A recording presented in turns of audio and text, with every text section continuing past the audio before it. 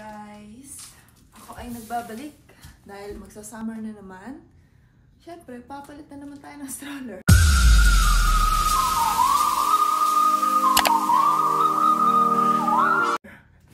Hindi, joke lang. So, ang ginawa ko nung last time, di ba? Last year, bumili ako ng nung Thule Sport 2.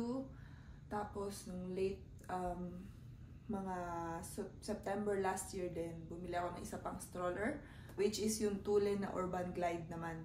So, yan. Ngayon, dahil tumataba yung mga anak ko, kailangan ko lang medyo mas maluwang or mas yung maraming space. Kaya, naisipan kong ipagpalit yung mga yan, binenta ko with this wonderful W series. Yan. Kita ba? Yan. Yan. W4 Lux Stroller Wagon. So, 4-seater siya. 4-seater to. Kaya, kasi, minsan, kasama namin mag-stroll yung pamangkin ko na si Erich. Kaya, maganda na rin yung maraming makakasakay. Marami din namang mga bata-bata na gusto pagkakasama mo, sasama. May lalagay mo sa stroller ko, di ba? Convenient. And may mga accessories din siya, like for winter, meron siyang ganon. Kaya, yun yung hinahanap ko kasi once na mag-winter na naman dito, at least magagamit ko, like all-season stroller siya. Ayan. So,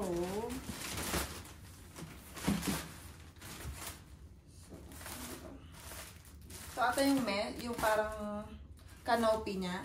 Yan. So, lagay mo natin yan. Oh, all-terrain na agad yung kinuha kong gulong. So, ibig sabihin, kahit saan, kahit umuulan, nagyayelo at ano pa man. Ayan. So, yung mga gulong, ay ko. Gulong ulit.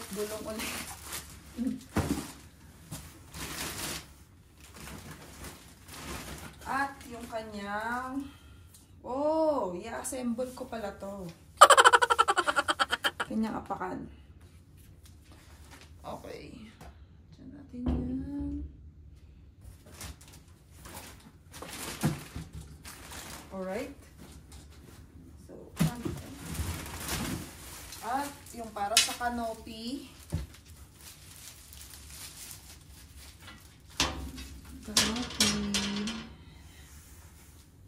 Wala ba?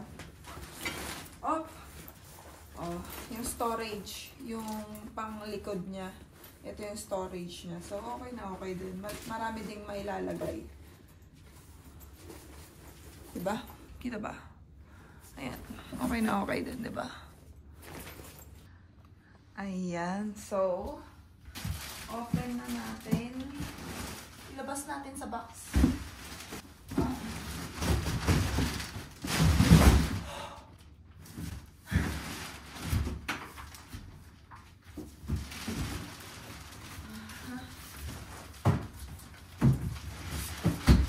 Mas mabigat siya doon. Ay, mas mabigat to kaysa sa mga nakaraan kong stroller. Mas mabigat din yung mga anak ko, no? Mga tag 26 kilo. Tag 26 kilo isa. Pero ito, up to 300 pounds. So, kaya marami kang may lalagay na bata.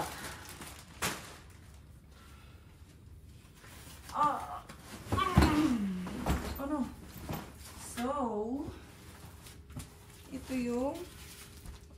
ito yung nasa lapag siguro, yung ilalagay mo sa lapag.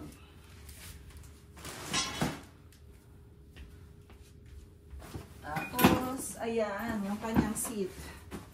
Ano kaya itong seat na to? Ayan yung kanyang seat, guys. Hindi na ako order nung premium. Siguro next time na. Nung premium seat, meron din. Kasi ewan ko, medyo kasi meron siyang harang sa dulo, yung premium seat.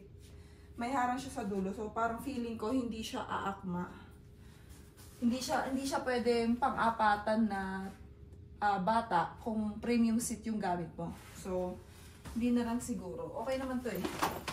Bibili na lang ako pagka sira na lang. Ayan. Medyo mabigat. Medyo mabigat siya. Bigat siya. So, volcanic black to. Kasi meron silang nilabas na yung parang Volkswagen na design. Yung parang silang collab. Kaya lang, medyo madumihin. Kaya dito na lang sa black.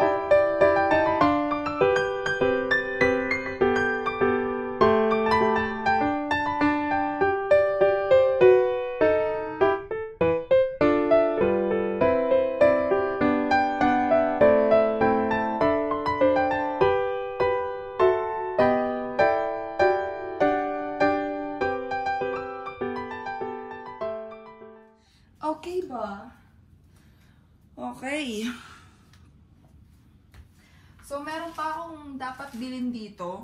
Yung para sa drinks.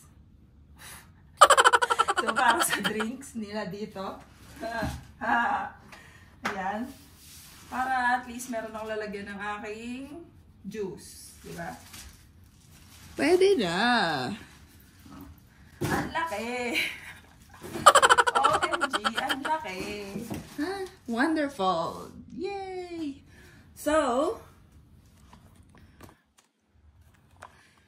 So, hihintayin ko lang na magising yung mga anak ko. Excited silang mabuksan to kasi kanina. Pagkakita nila dun sa box, gusto nilang buksan lalo na si Sire. So, papakita ko sa kanila kung, tignan natin kung sasakyan nila, no? Tapos, maglalakad kami syempre. Hindi naman, ngayon winter pa, pero like, kaya, I mean, okay na kahit hindi ka na mag super jacket, napaka bigat. So, thank you guys, and see you sa mga susunod kong mga vlogs na pang nanay. So, see you guys later. Bye!